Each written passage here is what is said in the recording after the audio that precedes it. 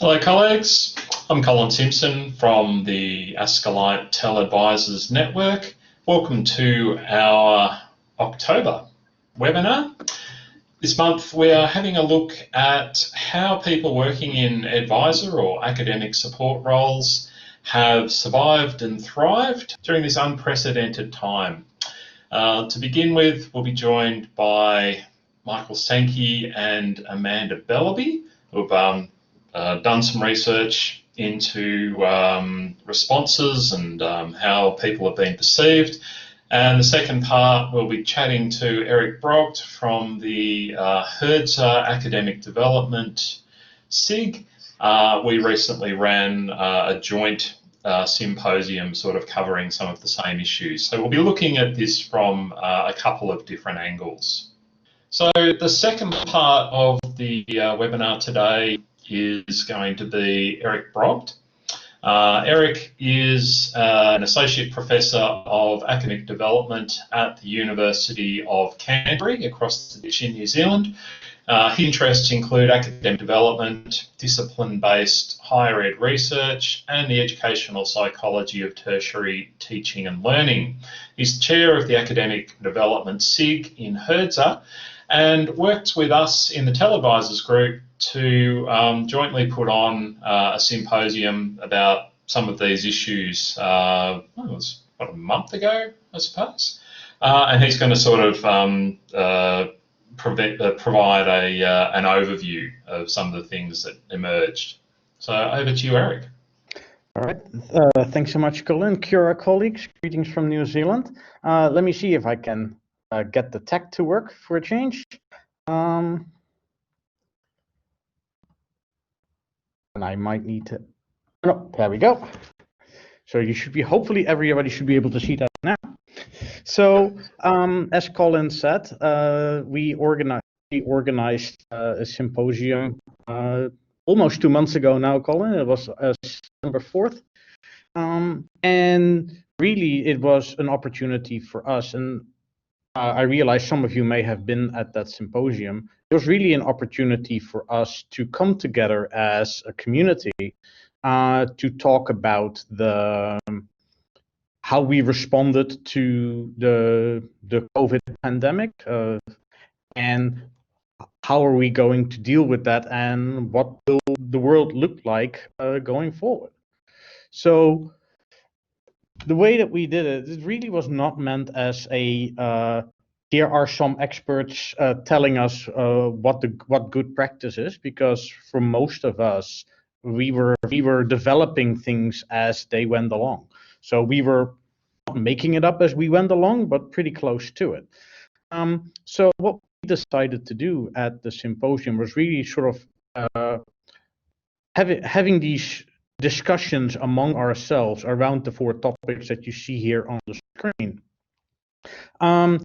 To really look at, well, what worked well, what didn't work well, how are we going to deal with that into business as usual, sort of how do we go from response to recovery, and what will the landscape look like for us. And I do realize that things look differently here in New Zealand than they do in Australia. And also, what is it that we can learn from others in the field? So the way that it was done is we captured a lot of these discussions in a large Google Doc, and then Bernadette Newstub, who some of you may know, who did the data analysis for me, and Kate Mitchell, who I think is on the call today, did some of the analysis as well. So what I'll share with you here is mostly their work. And it's just a snapshot. We will produce a slightly larger report later that we will circulate as well. So I'll just go step through some of the main highlights from each of those 4 sessions. So it was really helpful to split the response out by sort of the human response and human factors and technical factors. And really, the first thing that came out in the discussion is that we've all been really, really busy. We've all been under the pump. and that is not sustainable long term. And as Michael and Amanda just shared with us, and some of the things that came out in the chat, basically insult is added to injury. That's what basically that a lot of us have been intimately involved in trying to keep our institutions afloat, and now suddenly face the prospect of job cuts, and that is really a sour situation. Another thing that what did came out as sort of in the response itself is the increased demands on our services. That is no real surprise there. But the interesting thing, I think, for me, coming out of those discussions was the opportunities to break silos. Whether you are located in a central unit or within a faculty, you suddenly, at least in the participants' view, we had more opportunities to sort of have chats with people elsewhere, share good practices from within our institution to other parts of the institution, and share resources either developed internally or externally. And I know that some of the academic development international listservs has been incredibly busy with lots and lots of resources being shared. One of the main things that came out here, which will feature later on as well, is this last point on that it is really important to have that distinction between what it is that we did during the response, which was what somebody phrased, and I really like that term, emergency remote teaching, and proper online teaching. Those two things are very different, and that is not something that is always recognized or appreciated. Then on sort of the technical side of the things, what the participants came out with as a theme is really, it was an opportunity to rethink teaching for those who had the time to be able to do that. There was a lot of pressure on lots of people to get things online in a hurry. And that was definitely the case here in New Zealand, where our national lockdown coincided sort of with the beginning of assessment, or close to the semester break, the mid-semester break. But for those of us who had the opportunity to have those conversations with the academics, to really challenge established modes of thinking about teaching and learning, and the increased interest in universal design for learning and ensuring equity of learning opportunity for students. With that, and I'm sure that has been discussed within your community as well, is the increased risk of cheating, and that was for lots of us was a big concern on how we maintain academic quality. And the other thing was the inequitable access to technology. So not all students had good access to technology. Some were on sort of not dial-up, but close to it. And not everybody had the materials that they needed. So then on the second session, we talked about how we go from the response phase to business as usual. And what the participants really shared there was that collaboration and effective and reflective practices are key, and that does include looking at what we did during the response and evaluating whether that was good and what it is that we want to keep. And I can't speak for other universities, but that is definitely something that at my own university, people have not really been doing, much to my chagrin. And the other thing there was the sharing within an institution and between institutions to really look at, well, what did other people do? What was successful for them? Why was it successful for them? And what can we learn from that? And again, you see that point popping up, that emergency remote teaching is not the same as online teaching. So that to integrate more proper online teaching into a business as usual model, which I think many universities are currently doing, the work really only has just begun. So we can expect a lot of work coming in our general direction for the foreseeable future. The other thing the participants mentioned again was the assumptions that academics and central administration made about the digital literacy of staff and students, and about the availability and access of technology. And of course, a massive thing was the staff and student well-being, and that needs to be taken into consideration, because we know that typically 6 months to a year after a major event, that is where the major mental health cracks will start to appear, and we are sort of at the border of that timeline. So on the technical, to integrate things into business as usual, the participants really focused there on that. You have to be careful that things don't slip back into pre-COVID business as usual, with the focus on face-to-face teaching. So trying to hold on to the gains that we've made in offering blended courses and hybrid courses, that will be a big challenge to getting things business as usual. And another thing here was the strong desire for the need for pedagogy to drive. So it's not. So here's another piece of technology. What can it do? But what are the learning outcomes that we need to achieve, and which technology will allow us to make that happen?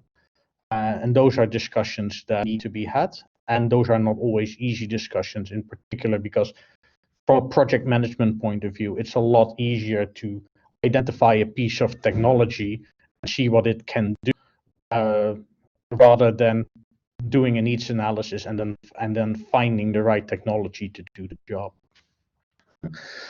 And another thing that was identified was the need for long-term strategy. So lots of universities, as I say here, are playing catch-up in terms of their digital strategies. Very few institutions that I've seen actually have proper long-term strategies on how to do things. So there's still a lot of firefighting going on, and that adds to the stress load in our communities, because we are usually at the implementation side, and if there's no decent strategy, then it's a lot harder to operationalize it. On the third session, we talked about what higher education might look like post-COVID. And here are some of the main results, and I won't read them all out to you. You can read faster than I can speak. But some of it also came through in the first presentation we had today. It's about job insecurities that we face, and that is within our own units, but also in higher education more general. And what that would mean for universities in general and for their financial models.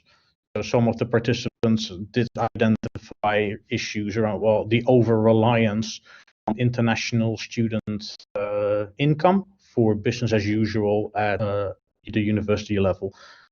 So there's still a lot that is in flux, as you are undoubtedly aware, on what sort of flexible delivery options we can design, that we can roll out, what the market is for them. Lots of these initiatives are targeted, of course, at international students, because they bring in the big money. And then particular participants identified micro-credentials and MOOC as two ways that we can go forward. And that's where it became interesting, at least from my point of view, is that micro-credentials, as I understand it in Australia, are rather loosely defined, whereas in New Zealand we have a national definition put out by the Quality Assurance Agency, that if you want to call something a micro-credential, it has to have a particular set of properties. So that helps in the discussion. What that will mean for inter-institution collaborations, joint offerings of the courses and degree programs, that is still a lot of it that is up in the air. But it is, in a way, it is an opportunity as well as a threat, because there's quite a bit of angst among the participants at the time, but also in the strategic discussions that we are having at different institutions. Like, what could it look like? What should it look like? And most of all, where's the funding going to come from? So then what we can learn from one another, really the participants in the symposium identified the issues that we have here. And for me, looking at it from a distance, I think it is critical that we take the time to reflect and see what and what didn't work. So a lot of the attention currently, I think, is focused on what worked well, but we also need to figure out what didn't work well and why it didn't work well, so that we don't make the mistakes again if another crisis comes to our shores.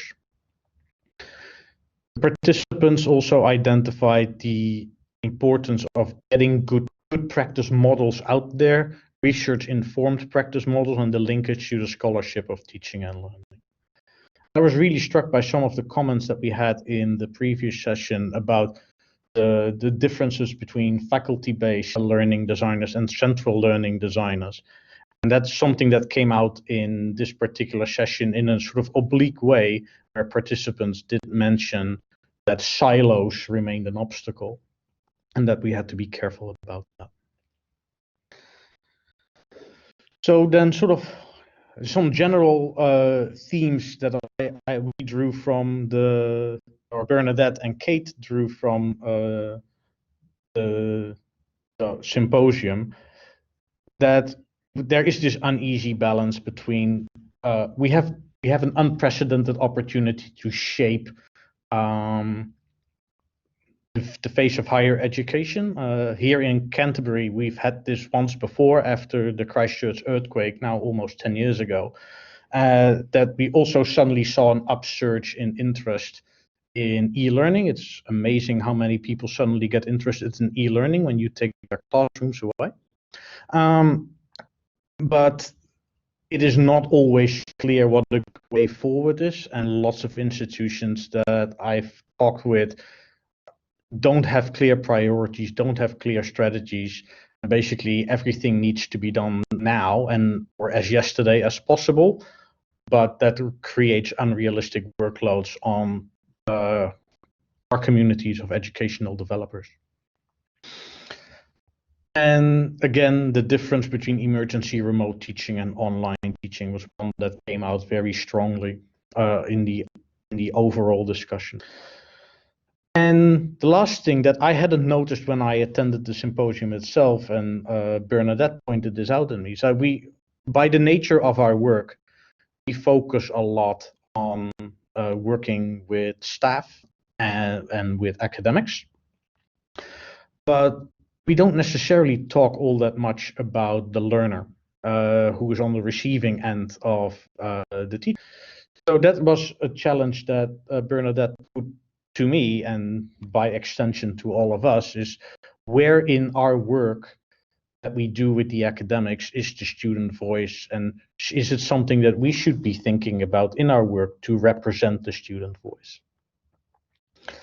So then the last slide is really some of the next steps as I see them in my capacity as the chair of the Academic Development SIG in HERDSA, is what is it that we can do together as HERDSA and ASCILITE to do the sharing of good practice in a more systematic way. Lots of things are happening on listservs, but there is no real clearinghouse of good practice as far as I'm aware. The other thing I think that is important, that as a community that we develop that community voice, that as a profession, not to speak with one voice, but definitely with maybe more of a single voice. The reason I'm thinking about that is to try and combat some of the things that I've seen happening in various institutions where all the learning and teaching support staff, they're typically in quite small units. So they're relatively easy to pick up. Oh yeah, that's just your opinion, or no, you can't possibly know what it means to teach quantum physics or classics or whatever. But to develop a community voice and say, well, actually, this is what the research says about teaching and learning. This is what the research on educational development suggests. That gives us a little bit more cachet in those conversations. And related to that, and that is more for those of us who are in academic roles, is what does this mean in terms of the research that we conduct on good practices in educational development, and what would that look like, and where are those priorities? So that is sort of a whirlwind tour of the symposium that we had 2 months ago. And yeah, happy to take questions and comments. Well, there's definitely a lot going on in the chat, so I feel that's always a good a sign of an engaging presentation and discussion going on. Chris is saying, Erik, you mentioned that it takes between 6 to 12 months to see the cracks after a stressful or traumatic event. Is there any research specifically that you have seen that relates to this? I can't think of it on top of my head. I was speaking mostly from the experience that we had after the earthquake here, which shut the university down for a good 6 weeks or so. And that situation was obviously very different because people had broken houses, we had no running water, toilets didn't work, all that sort of stuff. So it was a different type of stress. But what we observed here, that about 6 months later, the first people really needed to take stress leave. And it was about 18 months post-event that we saw some of the senior leadership sort of not fall over, but definitely become less effective in their work. So I've just shared a link because you actually did a blog post about this basic question and the Christchurch and everything. So I've just shared that in the chat for people. Oh, thanks, Colin.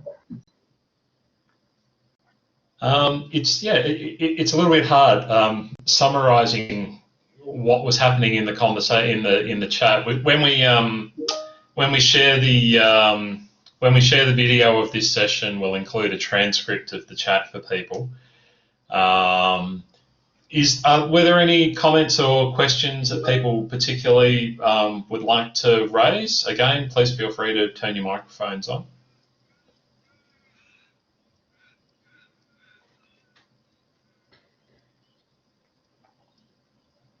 But yeah, I mean, I guess overall, it's just been massive, and I have constantly been amazed and impressed by how people in these roles have responded in the face of incredible challenges.